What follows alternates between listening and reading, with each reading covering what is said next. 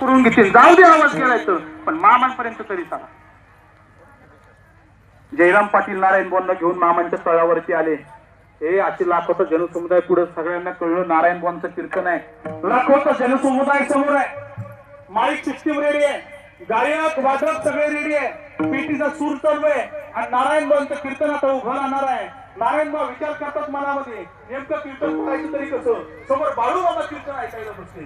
सांगा ना कीर्तन नेमकं करायचं तरी कसं. माझा आवाज गेलाय, मनातून रडायला येत होतं. हे लाखोची गर्दी बघितल्यानंतर मी जर या गादीवर उभं राहून कीर्तन नीट करू शकत नसेल, मनामध्ये नारायण बोंड दुःख झालं होतं. परंतु नारायण मामांच्या सांगण्यावरून ते असणाऱ्या कीर्तनाला उभे राहिले आणि उभे राहिल्यानंतर कीर्तनाच्या सुरुवातीला नारायण बोंना भंडारा लावण्यात आला आणि त्या भंडाऱ्याचे 2-4 टिपके नारायण बोंच्या ते असणाऱ्या उपरण्यावरती पडले. भंडाऱ्याचे 2-4 टिपके नारायण बोंच्या उपरण्यावरती पडले.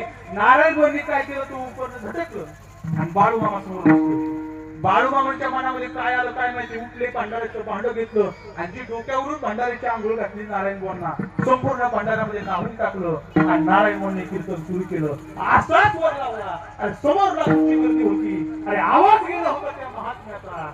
नारायण बोंनी 2 तास अतिशय समुद्र स्वरामध्ये अतिशय गोड असं चिंतनीय कीर्तन नारायण बोंनी केलं. ही किमया कशाची असं, तर ही किमया माझ्या बाळू मामांच्या भंडाऱ्याची आहे. विठ्ठल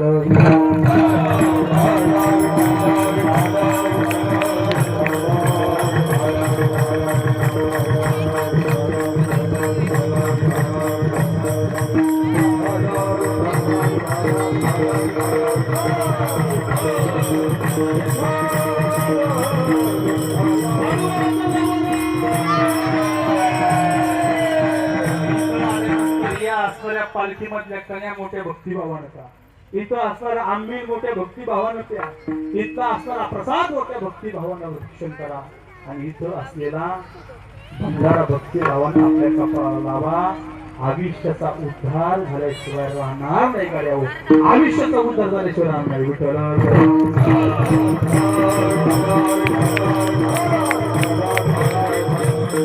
या असणाऱ्या दरबारामध्ये येत असताना रामचंद्र महाराज किंमत कशाला असेल तर किंमत निष्ठेल आहे. बघा ऐकायला बसलेली मंडळी, या दरबारामध्ये येत असताना किंमत कशाला असेल तो भक्तीला आहे. आणि भक्ती कशी पाहिजे तर निष्ठापूर्वक पाहिजे. म्हणून आमचे तुकोबराय बोलतात, निष्ठावंत बाब भक्ताचा